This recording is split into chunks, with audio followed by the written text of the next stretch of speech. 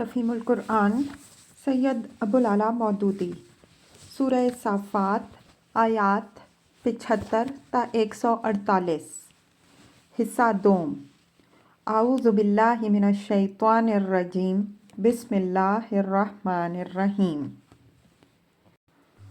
فَأَقْبَلُوا إِلَيْهِ يَزِفُّونَ واپس آ کر وہ لوگ بھاگے بھاگے اس کے پاس آئے۔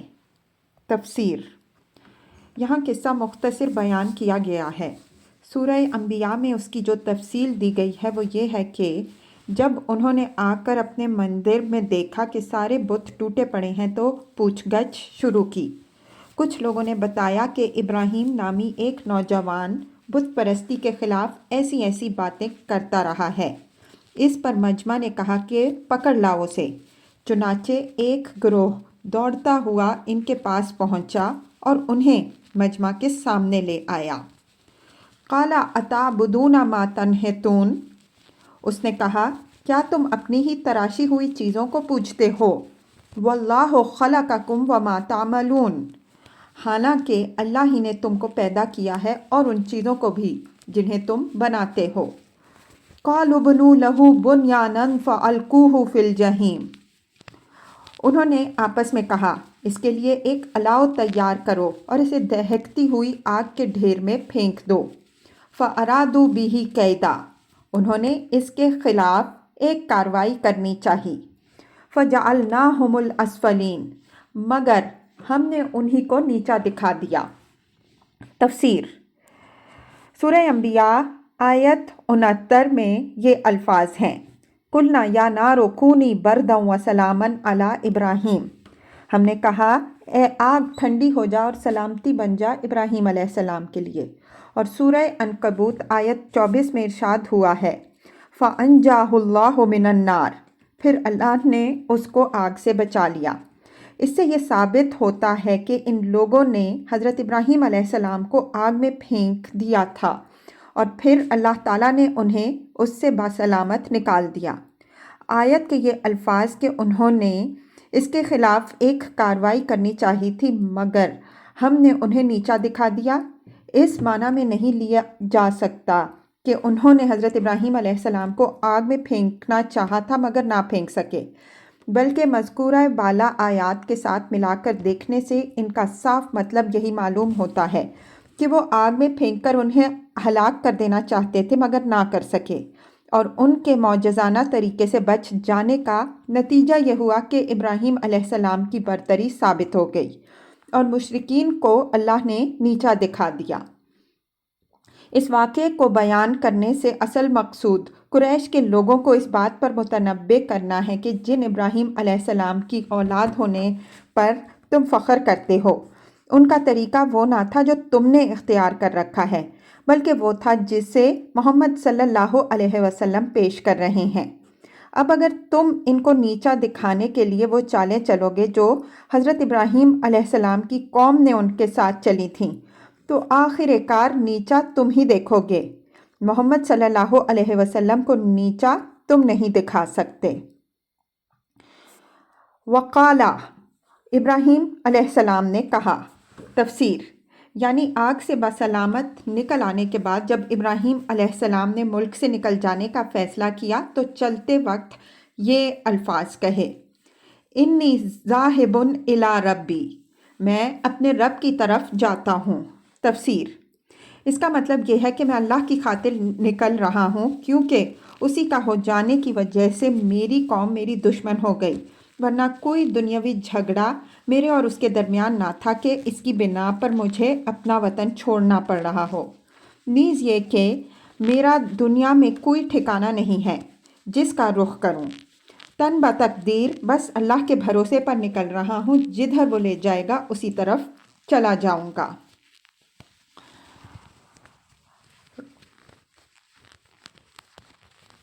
سیہدینی وہی میری رہنمائی کرے گا۔ رب ہب لی من الصالحین اس نے دعا کی اے پروردگار مجھے ایک بیٹا عطا کر جو صالحوں میں سے ہو۔ تفسیر اس دعا سے خود بخود یہ بات معلوم ہوتی ہے کہ حضرت ابراہیم علیہ السلام اس وقت بے اولاد تھے۔ قرآن مجید میں دوسرے مقامات پر جو حالات بیان کیے گئے ہیں ان سے معلوم ہوتا ہے کہ آپ علیہ السلام صرف ایک بیوی اور ایک بھتیجے لوط علیہ السلام کو لے کر ملک سے نکلے تھے۔ اس وقت فطرتاً آپ کے دل میں یہ خواہش پیدا ہوئی کہ اللہ کوئی صالح اولاد عطا فرمائے جو اس غریب الوطنی کی حالت میں آپ کا غم غلط کرے۔ فَبَشَّرْنَاهُ بِغُلَامٍ حَلِيمٍ، ہم نے اس کی دعا کے جواب میں اس کو ایک حلیم بردبار لڑکے کی بشارت دی۔ تفسیر: اس سے یہ نہ سمجھ لیا جائے کہ دعا کرتے ہی یہ بشارت دے دی گئی۔ قرآن مجید میں ایک دوسرے مقام پر حضرت ابراہیم علیہ السلام کا یہ قول نقل کیا گیا ہے کہ الحمدللہ الذی وہب لی علی الکبر اسماعیل و اسحاق، شکر ہے اس خدا کا جس نے بڑھاپے میں مجھے اسماعیل اور اسحاق عطا فرمائے۔ سورہ ابراہیم آیت 39۔ اس سے ثابت ہوتا ہے کہ سیدنا ابراہیم علیہ السلام کی دعا اور اس بشارت کے درمیان 16 سال کا فصل تھا۔ بائبل کا بیان ہے کہ حضرت اسماعیل علیہ السلام کی پیدائش کے وقت حضرت ابراہیم علیہ السلام کی عمر 86 برس تھی۔ پیدائش باب 16 آیت 16۔ اور حضرت اسحاق علیہ السلام کی پیدائش کے وقت 100 برس تھی۔ باب 21 آیت 5۔ فَلَمَّا بَلَغَ مَعَهُ السَّعْيَ، وہ لڑکا جب اس کے ساتھ دوڑ دھوپ کرنے کی عمر کو پہنچ گیا۔ قَالَ يَا بُنَيَّ، تو ایک روز ابراہیم علیہ السلام نے اس سے کہا، بیٹا، انی ارا فی المنام انی اذبحک، میں خواب میں دیکھتا ہوں کہ میں تجھے ذبح کر رہا ہوں۔ تفسیر: یہ بات ملحوظ خاطر رہے کہ حضرت ابراہیم علیہ السلام نے خواب میں یہ نہیں دیکھا کہ انہوں نے بیٹے کو ذبح کر دیا ہے، بلکہ یہ دیکھا کہ وہ اسے ذبح کر رہے ہیں۔ اگرچہ اس وقت وہ خواب کا مطلب یہی سمجھے تھے کہ وہ اپنے صاحبزادے کو ذبح کر دیں گے، اسی بنا پر وہ ٹھنڈے دل سے بیٹا قربان کر دینے کے لیے بالکل تیار ہو گئے تھے، مگر خواب دکھانے میں جو باریک نقطہ اللہ تعالیٰ نے ملحوظ رکھا تھا اسے آگے آیت نمبر 105 میں اس نے کھول دیا ہے۔ فَانظُرْ مَاذَا تَرَىٰ، اب تو بتا تیرا کیا خیال ہے۔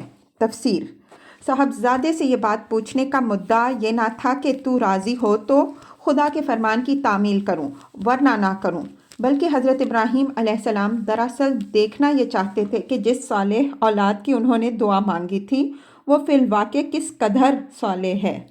اگر وہ خود بھی اللہ کی خوشنودی پر جان قربان کر دینے کے لیے تیار ہے تو اس کے معنی یہ ہے کہ دعا مکمل طور پر قبول ہوئی ہے، اور بیٹا محض جسمانی حیثیت ہی سے ان کی اولاد نہیں بلکہ اخلاقی اور روحانی حیثیت سے بھی ان کا ثبوت ہے۔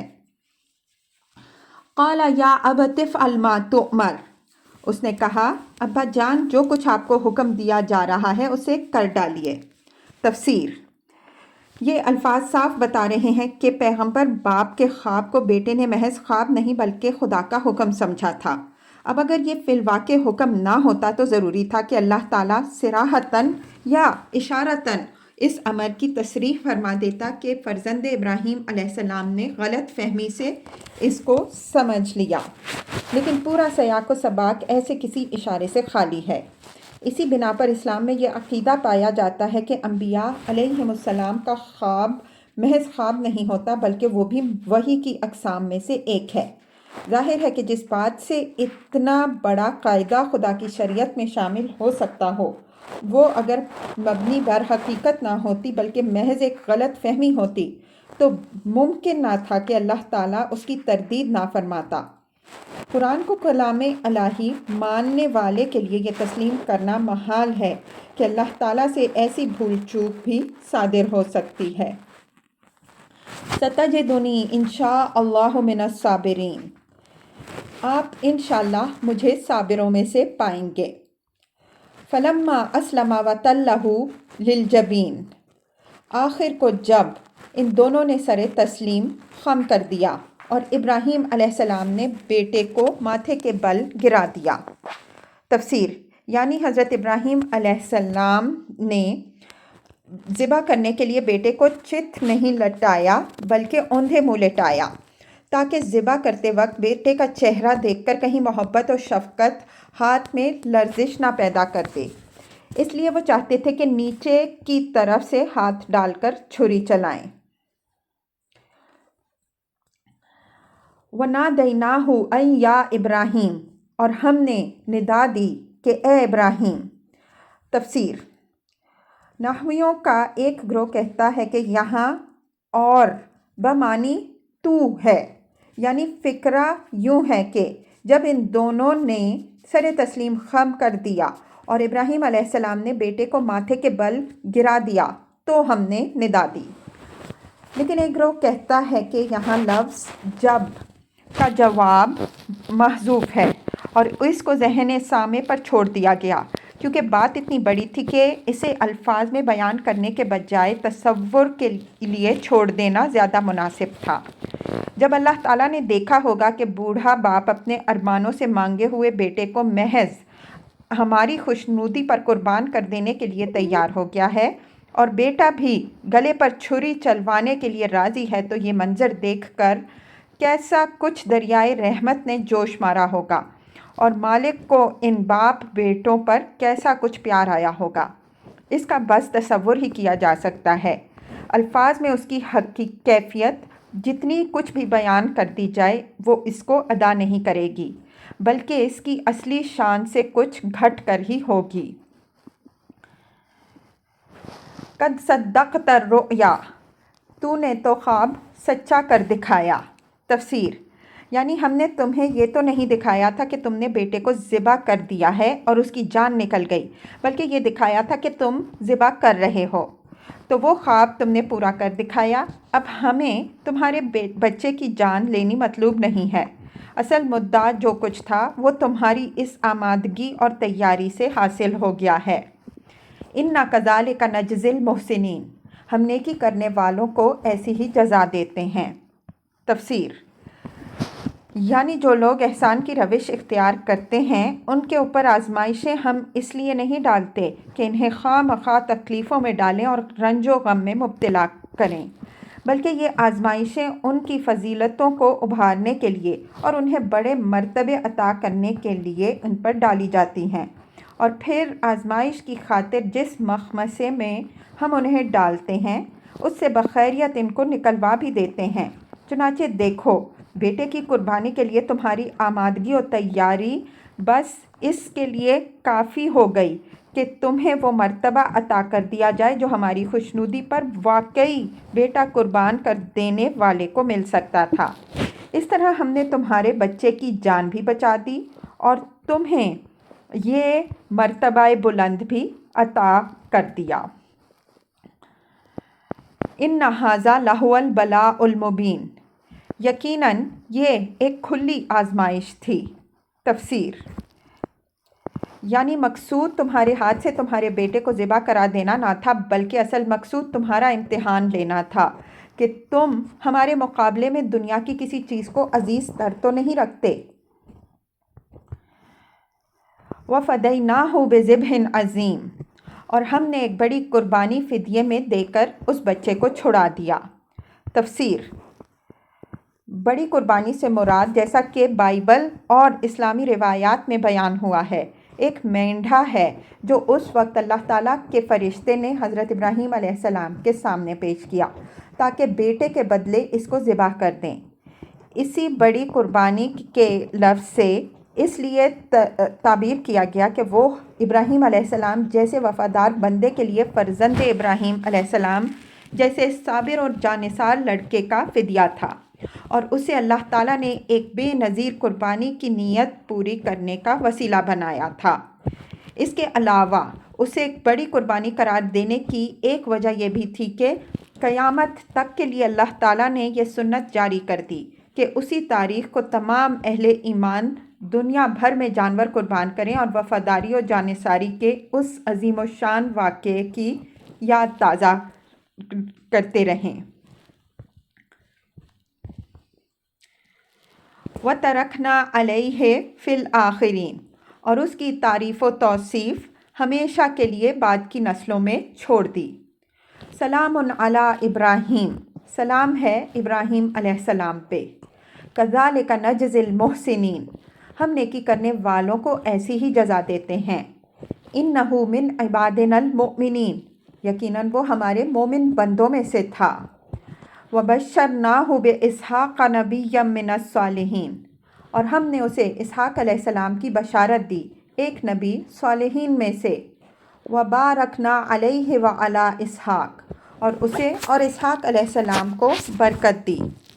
तफसीर, यहाँ पहुँचकर ये सवाल हमारे सामने आता है कि हज़रत इब्राहीम अलैहिस्सलाम अपने जिन साहबजादे को कुर्बान करने के लिए आमादा हुए थे और जिन्होंने अपने आप को खुद इस कुर्बानी के लिए पेश कर दिया था, वो कौन थे? सबसे पहले इस सवाल का जवाब हमारे सामने बाइबल की तरफ से आता है, और वो ये है कि खुदा ने अब्राहम को आज़माया और उससे कहा, ए अब्राहम, तू अपने बेटे इसहाक को, जो तेरा इकलौता बेटा है और जिसे तू प्यार करता है, साथ लेकर मोरिया के मुल्क में जा और वहाँ उसे पहाड़ों में से एक पहाड़ पर, जो मैं तुझे बताऊँगा, सोख्तनी कुर्बानी के तौर पर चढ़ा। पैदाइश बाब 22 आयात 1-2। इस बयान में एक तरफ तो ये कहा जा रहा है कि अल्लाह ताला ने हज़रत इसहाक अलैहिस्सलाम की कुर्बानी मांगी थी, और दूसरी तरफ ये भी कहा जा रहा है कि वो अकलौते थे। हालांकि ख़ुद बाइबल ही के दूसरे बयानात से कतई तौर पर यह साबित होता है कि हज़रत इसहाक अलैहिस्सलाम अकलौते ना थे। इसके लिए ज़रा बाइबल ही की हस्बे ज़ेल तसरीहात मुलाहिज़ा हों। और अब्राम की बीवी सारी के कोई औलाद ना हुई। उसकी एक मिस्री लौंडी थी जिसका नाम हाजरा था, और सारी ने अब्राम से कहा कि देख, खुदावंद ने मुझे तो औलाद से महरूम रखा है, तो तू मेरी लौंडी के पास जा, शायद उससे मेरा घर आबाद हो। और अब्राम ने सारी की बात मानी। और अब्राम को मुल्क कनान में रहते 10 बरस हो गए थे जब उसकी बीवी सारी ने अपनी मिस्री लौंडी उसे दी कि उसकी बीवी बने, और वो हाजरा के पास गया और वो हामला हुई। पैदाइश बाब 16 आयात 1-3। और खुदावंद के फरिश्ते ने उससे कहा कि तू हामला है और तेरा बेटा होगा, उसका नाम इस्माइल रखना। बाब 16 आयत 11। और जब इब्राम से हाजरा के इस्माइल पैदा हुआ तब इब्राम 86 बरस का था। बाब 16 आयत 16। और खुदा ने अब्राहम से कहा कि सारी जो तेरी बीवी है उससे भी तुझे एक बेटा बख्शूँगा, तो उसका नाम इसहाक रखना, जो अगले साल इसी वक्त मुअय्यन पर सारा से पैदा होगा। तब अब्राहम ने अपने बेटे इस्माइल को और घर के सब मर्दों को लिया और उसी रोज़ खुदा के हुक्म के मुताबिक उनका खतना किया। अब्राहम 99 बरस का था जब उसका खतना हुआ, और जब उसके बेटे इस्माइल का खतना हुआ तो वो 13 बरस का था। पैदाइश बाब 17 आयात 15-25। और जब उसका बेटा इसहाक उससे पैदा हुआ तो अब्राहम 100 बरस का था। पैदाइश बाब 21 आयत 5। इससे बाइबल के तज़ाद बयानी साफ खुल जाती है। ज़ाहिर है कि 14 बरस तक तन्हा हज़रत इस्माइल अलैहिस्सलाम ही हज़रत इब्राहीम अलैहिस्सलाम के बेटे थे, और अगर कुर्बानी अकलौते बेटे की मांगी गई थी तो वो हज़रत इसहाक अलैहिस्सलाम की नहीं बल्कि हज़रत इस्माइल अलैहिस्सलाम की थी, क्योंकि वो ही अकलौते थे। और अगर हज़रत इसहाक अलैहिस्सलाम की कुर्बानी मांगी गई थी तो फिर ये कहना गलत है कि अकलौते बेटे की कुर्बानी मांगी गई थी। इसके बाद हम इस्लामी रिवायात को देखते हैं और इनमें सख्त इख्तिलाफ पाया जाता है। मुफस्सिरीन ने सहाबा रज़ियल्लाहु अन्हुम अजमईन और ताबईन रहिमहुमुल्लाह अलैहिम की जो रिवायात नकल की हैं, इनमें एक ग्रोह का कौल ये बयान किया गया है कि वो साहबजादे हज़रत इसहाक अलैहिस्सलाम थे, और इस ग्रोह में हस्बे ज़ेल बुज़ुर्गों के नाम मिलते हैं। हज़रत उमर रज़ी अल्लाह अन्हो, हज़रत अली रज़ी अल्लाह अन्हो, हज़रत अब्दुल्ला बिन मसूद रज़ी अल्लाह अन्हो, हज़रत अब्दुल्ला बिन अब्बास रज़ी अल्लाह अन्हो, हज़रत अब्बास बिन अब्दुल मुत्तलिब रज़ी अल्लाह अन्हो, हज़रत अबू हुरैरा रज़ी अल्लाह अन्हो, कतादा रहिमहुल्लाह, इक्रिमा रहिमहुल्लाह, हसन बसरी रहिमहुल्लाह, सईद बिन जुबैर रहिमहुल्लाह, मुजाहिद रहिमहुल्लाह, शाबई रहिमहुल्लाह, मसरूक रहिमहुल्लाह, मखूल रहिमहुल्लाह, ज़ुहरी रहिमहुल्लाह, अता रहिमहुल्लाह, मुक़ातिल रहिमहुल्लाह, सुद्दी रहिमहुल्लाह, काब अहबार रहिमहुल्लाह, ज़ैद बिन असलम रहिमहुल्लाह वग़ैरहुम। दूसरा ग्रोह कहता है कि वो हज़रत इस्माईल अलैहिस्सलाम थे और इस ग्रोह में हस्बे ज़ेल बुज़ुर्गों के नाम नज़र आते हैं। हज़रत अबू बकर रज़ी अल्लाह अन्हो, हज़रत अली रज़ी अल्लाह अन्हो, हज़रत अब्दुल्ला बिन उमर रज़ी अल्लाह अन्हो, हज़रत अब्दुल्ला बिन अब्बास रज़ी अल्लाह अन्हो, हज़रत अबू हुरैरा रज़ी अल्लाह अन्हो, हज़रत मुआविया रज़ी अल्लाह अन्हो, इक्रिमा रहिमहुल्लाह, मुजाहिद रहिमहुल्लाह, यूसुफ बिन महरान रहिमहुल्लाह, हसन बसरी रहिमहुल्लाह, मोहम्मद बिन काब अल-कुरज़ई रहिमहुल्लाह, शाबई रहिमहुल्लाह, सईद बिन मुसैयब रहिमहुल्लाह, दहाक रहिमहुल्लाह, मोहम्मद बिन अली बिन हुसैन रज़ी अल्लाह अन्हो व रहिमहुल्लाह, मोहम्मद अल-बाकिर, रबी बिन अनस रहिमहुल्लाह, अहमद बिन हम्बल रहिमहुल्लाह वग़ैरहुम। इन दोनों फ़हरिस्तों का तकाबुल किया जाए तो मुतअद्दिद नाम उनमें मुश्तरक नज़र आएंगे, यानी एक ही बुज़ुर्ग से दो मुख्तलिफ़ कौल मंकूल हैं। मसलन हज़रत अब्दुल्ला बिन अब्बास रज़ी अल्लाह अन्हो से इक्रिमा रहिमहुल्लाह का ये कौल नकल करते हैं कि वो साहबजादे हज़रत इसहाक़ अलैहिस्सलाम थे, मगर उन्हीं से अत्ता बिन अबी रबाह रहिमहुल्लाह ये बात नकल करते हैं कि यहूदियों का दावा है कि वो इसहाक़ अलैहिस्सलाम थे, मगर यहूदी झूठ कहते हैं। इसी तरह हसन बसरी रहिमहुल्लाह से एक रिवायत ये है कि वो हज़रत इसहाक़ अलैहिस्सलाम के ज़िबा होने के कायल थे, मगर अमर बिन उबैद रहिमहुल्लाह कहते हैं कि हसन बसरी रहिमहुल्लाह को इस अमर में कोई शक नहीं था कि हज़रत इब्राहीम अलैहिस्सलाम के जिस बेटे को ज़िबा करने का हुक्म हुआ था वो हज़रत इस्माईल अलैहिस्सलाम थे। इस इख्तिलाफ़ रिवायात का नतीजा ये हुआ कि उलमाए इस्लाम में से बाज़ पूरे जज़म व वसूख के साथ हज़रत इसहाक़ अलैहिस्सलाम के हक़ में राय देते हैं, मसलन इब्ने जरीर और काजी इयाज़, और बाज़ कतई तौर पर हुक्म लगाते हैं कि ज़बी हज़रत इस्माईल अलैहिस्सलाम थे, मसलन इब्ने कसीर रहिमहुल्लाह, और बाज़ मुज़ब्ज़ब हैं, मसलन जलालुद्दीन सुयूती रहिमहुल्लाह। लेकिन अगर तहकीक की निगाह से देखा जाए तो ये अमर हर शक व शुबा से बालातर नज़र आता है कि हज़रत इस्माईल अलैहिस्सलाम ही ज़बी थे। इसके दलाइल हस्बे ज़ेल हैं।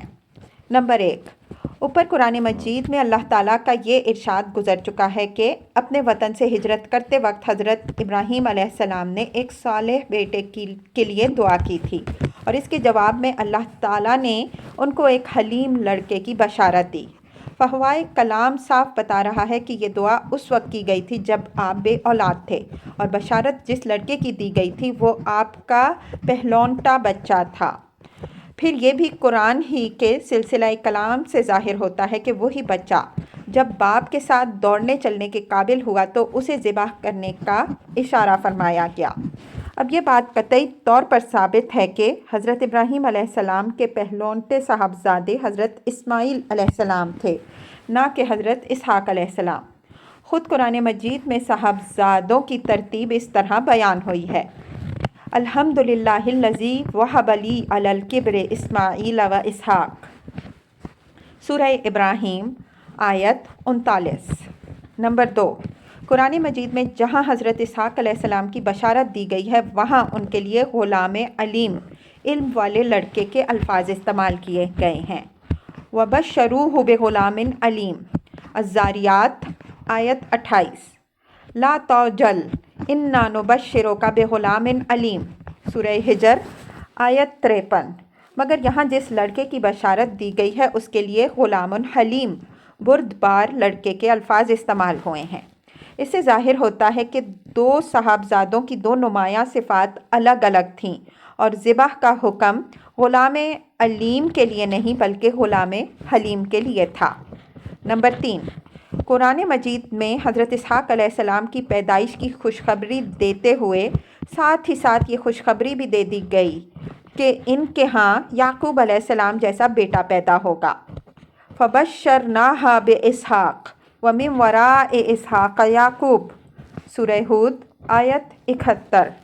اب ظاہر ہے کہ جس بیٹے کی پیدائش کی خبر دینے کے ساتھ ہی یہ خبر بھی دی جا چکی ہو کہ اس کے ہاں ایک لائق لڑکا پیدا ہوگا، اس کے متعلق اگر حضرت ابراہیم علیہ السلام کو یہ خواب دکھایا جاتا کہ آپ اسے ذبح کر رہے ہیں، تو حضرت ابراہیم علیہ السلام اس سے کبھی یہ نہ سمجھ سکتے تھے کہ اس بیٹے کو قربان کر دینے کا اشارہ فرمایا جا رہا ہے۔ علامہ ابن جریر رحمہ اللہ اس دلیل کا یہ جواب دیتے ہیں کہ ممکن ہے کہ یہ خواب حضرت ابراہیم علیہ السلام کو اس وقت دکھایا گیا ہو جب حضرت اسحاق علیہ السلام کے ہاں حضرت یعقوب علیہ السلام پیدا ہو چکے ہوں، لیکن در حقیقت یہ اس دلیل کا نہایت ہی بودہ جواب ہے۔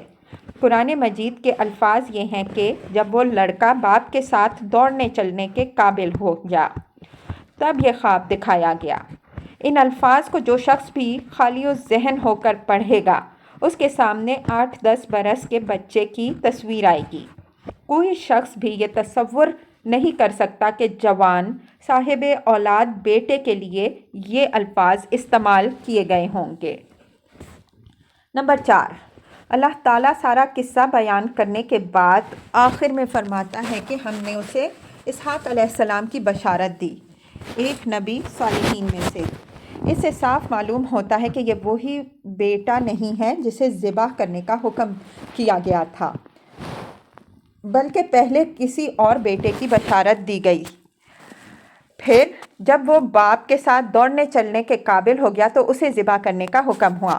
پھر جب حضرت ابراہیم علیہ السلام اس امتحان میں کامیاب ہو گئے تب ان کو ایک اور بیٹے اسحاق علیہ السلام کی پیدائش کی بشارت دی گئی۔ یہ ترتیب واقعات قطعی طور پر فیصلہ کر دیتی ہے کہ جن صاحبزادے کو ذبح کرنے کا حکم ہوا تھا وہ حضرت اسحاق علیہ السلام نہ تھے، بلکہ وہ ان سے کئی برس پہلے پیدا ہو چکے تھے۔ علامہ ابن جریر رحمہ اللہ اس صریح دلیل کو یہ کہہ کر رد کر دیتے ہیں کہ پہلے صرف حضرت اسحاق علیہ السلام کے پیدا ہونے کی بشارت دی گئی تھی، پھر جب وہ خدا کی خوشنودی پر قربان ہونے کے لیے تیار ہو گئے تو اس کا انعام اس شکل میں دیا گیا کہ ان کے نبی ہونے کی خوشخبری دی گئی۔ لیکن یہ ان سے کے پہلے جواب سے بھی زیادہ کمزور جواب ہے۔ اگر فی الواقع بات یہی ہوتی تو اللہ تعالیٰ یوں نہ فرماتا کہ ہم نے اس کو اسحاق علیہ السلام کی بشارت دی، ایک نبی صالحین میں سے، بلکہ یوں فرماتا کہ ہم نے اس کو یہ بشارت دی کہ تمہارا یہی لڑکا ایک نبی ہوگا صالحین میں سے۔ نمبر 5، معتبر روایات سے یہ ثابت ہے کہ حضرت اسماعیل علیہ السلام کے فدیے میں جو مینڈھا ذبح کیا گیا تھا اس کے سینگ خانہ کعبہ میں حضرت عبداللہ بن زبیر رضی اللہ عنہ کے زمانے تک محفوظ تھے۔ بعد میں جب حجاج بن یوسف نے حرم میں ابن زبیر رضی اللہ عنہ کا محاصرہ کیا اور خانہ کعبہ کو مسمار کر دیا تو وہ سینگ بھی ضائع ہو گئے۔ ابن عباس رضی اللہ عنہ اور عامر شعبی دونوں اس امر کی شہادت دیتے ہیں کہ انہوں نے خود خانہ کعبہ میں یہ سینگ دیکھے ہیں۔ ابن کثیر، یہ اس بات کا ثبوت ہے کہ قربانی کا واقعہ شام میں نہیں بلکہ مکہ معظمہ میں پیش آیا اور حضرت اسماعیل علیہ السلام کے ساتھ پیش آیا۔ اسی لیے تو حضرت ابراہیم علیہ السلام اور اسماعیل علیہ السلام کے تعمیر کردہ خانہ کعبہ میں اس کی یادگار محفوظ رکھی گئی۔ نمبر 6، یہ بات صدیوں سے عرب کی روایات میں محفوظ تھی کہ قربانی کا یہ واقعہ منا میں پیش آیا تھا، اور یہ صرف روایت ہی نہ تھی بلکہ اس وقت سے نبی صلی اللہ علیہ وسلم کے زمانے تک مناسک حج میں یہ کام بھی برابر شامل چلا آ رہا تھا کہ اسی مقام منا میں جا کر لوگ اسی جگہ پر جہاں حضرت ابراہیم علیہ السلام نے قربانی کی تھی جانور قربان کیا کرتے تھے۔ پھر جب نبی صلی اللہ علیہ وسلم مبعوث ہوئے تو آپ صلی اللہ علیہ وسلم نے بھی اس طریقے کو جاری رکھا، حتیٰ کہ آج تک حج کے موقع پر 10 ذی الحجہ کو منا میں قربانیاں کی جاتی ہیں۔ 4500 برس کا یہ متواتر عمل اس امر کا ناقابل انکار ثبوت ہے کہ حضرت ابراہیم علیہ السلام کی اس قربانی کے وارث بنی اسماعیل علیہ السلام ہوئے ہیں، نہ کہ بنی اسحاق علیہ السلام۔ حضرت اسحاق علیہ السلام کی نسل میں ایسی کوئی رسم جاری نہیں رہی ہے جس میں ساری قوم بیک وقت قربانی کرتی ہو اور اسے حضرت ابراہیم علیہ السلام کی قربانی کی یادگار کہتی ہو۔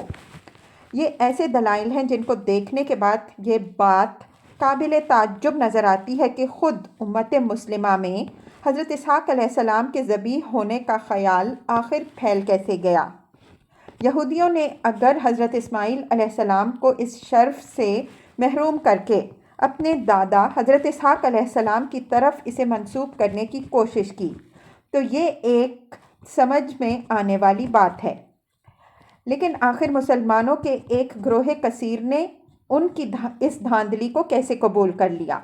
اس سوال کا بہت شافی جواب علامہ ابن کثیر رحمہ اللہ نے اپنی تفسیر میں دیا ہے۔ وہ کہتے ہیں، حقیقت تو اللہ ہی جانتا ہے، مگر بظاہر یہی معلوم ہوتا ہے کہ دراصل یہ سارے اقوال جو حضرت اسحاق علیہ السلام کے ذبیح ہونے کے حق میں ہیں کعب احبار سے منقول ہیں۔ یہ صاحب جب حضرت عمر رضی اللہ عنہ کے زمانے میں مسلمان ہوئے تو کبھی کبھی یہ یہود و نصارہ کی قدیم کتابوں کے مندرجات ان کو سنایا کرتے تھے اور حضرت عمر رضی اللہ عنہ انہیں سن لیا کرتے تھے۔ اس بنا پر دوسرے لوگ بھی ان کی باتیں سننے لگے اور سب رتب و یاسب جو وہ بیان کرتے تھے انہیں روایت کرنے لگے، حالانکہ اس امت کو ان کے اس ذخیرہ معلومات میں سے کسی چیز کی بھی ضرورت نہ تھی۔ اس سوال پر مزید روشنی محمد بن کعب قرظی نے ایک روایت سے پڑتی ہے۔ وہ بیان کرتے ہیں کہ ایک مرتبہ میری موجودگی میں حضرت عمر بن عبدالعزیز رحمہ اللہ کے ہاں یہ سوال چھڑا کہ ذبیح حضرت اسحاق علیہ السلام تھے یا حضرت اسماعیل علیہ السلام۔ اس وقت ایک ایسے صاحب بھی مجلس میں موجود تھے جو پہلے یہودی علماء میں سے تھے اور بعد میں ایک سچے دل سے مسلمان ہو چکے تھے۔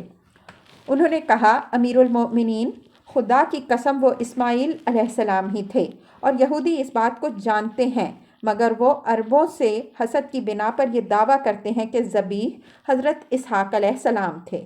ابن جریر۔ ان دونوں باتوں کو ملا کر دیکھا جائے تو معلوم ہوتا ہے کہ دراصل یہ یہودی پروپیگنڈا کا اثر تھا جو مسلمانوں میں پھیل گیا، اور مسلمان چونکہ علمی معاملات میں ہمیشہ غیر متعصب رہے ہیں، اس لیے ان میں سے بہت سے لوگوں نے یہودیوں کے ان بیانات کو جو وہ قدیم صحیفوں کے حوالے سے تاریخی روایات کے بھیس میں پیش کرتے تھے محض ایک علمی حقیقت سمجھ کر قبول کر لیا، اور یہ محسوس نہ کیا کہ اس میں علم کے بجائے تعصب کار فرما ہے۔ وَمِن ذُرِّيَّتِهِمَا مُحْسِنٌ وَظَالِمٌ لِنَفْسِهِ مُبِينٌ۔ اب ان دونوں کی ذریت میں سے کوئی محسن ہے اور کوئی اپنے نفس پر صریح ظلم کرنے والا۔ تفسیر۔ یہ فقرہ اس پورے مقصد پر روشنی ڈالتا ہے جس کے لیے حضرت ابراہیم علیہ السلام کی قربانی کا یہ قصہ یہاں بیان کیا گیا۔ حضرت ابراہیم علیہ السلام کے 2 بیٹوں کی نسل سے 2 بہت بڑی قومیں پیدا ہوئیں۔ ایک بنی اسرائیل جن کے گھر سے دنیا کے 2 بڑے مذہب یہودیت اور نصرانیت نکلے، اور انہوں نے روئے زمین کے بہت بڑے حصے کو حلقہ بگوش بنایا۔ دوسرے بنی اسماعیل جو نزول قرآن کے وقت تک تمام اہل عرب کے مقتداء و پیشوا تھے، اور اس وقت مکہ معظمہ کے قبیلہ قریش کو ان میں سب سے زیادہ اہم مقام حاصل تھا۔ نسل ابراہیمی کی ان دونوں شاخوں کو جو کچھ بھی عروج نصیب ہوا وہ حضرت ابراہیم علیہ السلام اور ان کے ان 2 عظیم المرتبت صاحبزادوں کے ساتھ انتساب کی بدولت ہوا، ورنہ دنیا میں نامعلوم ایسے کتنے خاندان پیدا ہوئے ہیں اور گوشۂ گمنامی میں جا پڑے ہیں۔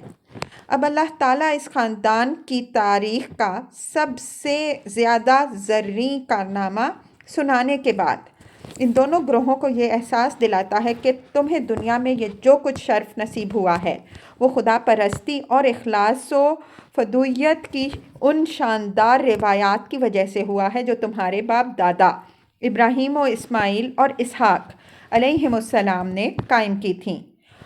وہ انہیں بتاتا ہے کہ ہم نے ان کو جو برکت عطا فرمائی اور ان پر اپنے فضل و کرم کی جو بارشیں برسائیں، یہ کوئی اندھی بانٹ نہ تھی کہ بس یوں ہی ایک شخص اور اس کے 2 لڑکوں کو چھانٹ کر نواز دیا گیا ہو، بلکہ انہوں نے اپنے مالک حقیقی کے ساتھ اپنی وفاداری کے کچھ ثبوت دیے تھے اور ان کی بنا پر وہ ان عنایات کے مستحق بنے۔ اب تم لوگ محض اس فخر کی بنا پر کہ تم ان کی اولاد ہو، ان عنایات کے مستحق نہیں ہو سکتے۔ ہم تو یہ دیکھیں گے کہ تم میں سے محسن کون ہے اور ظالم کون، پھر جو جیسا ہوگا اس کے ساتھ ویسا ہی معاملہ کریں گے۔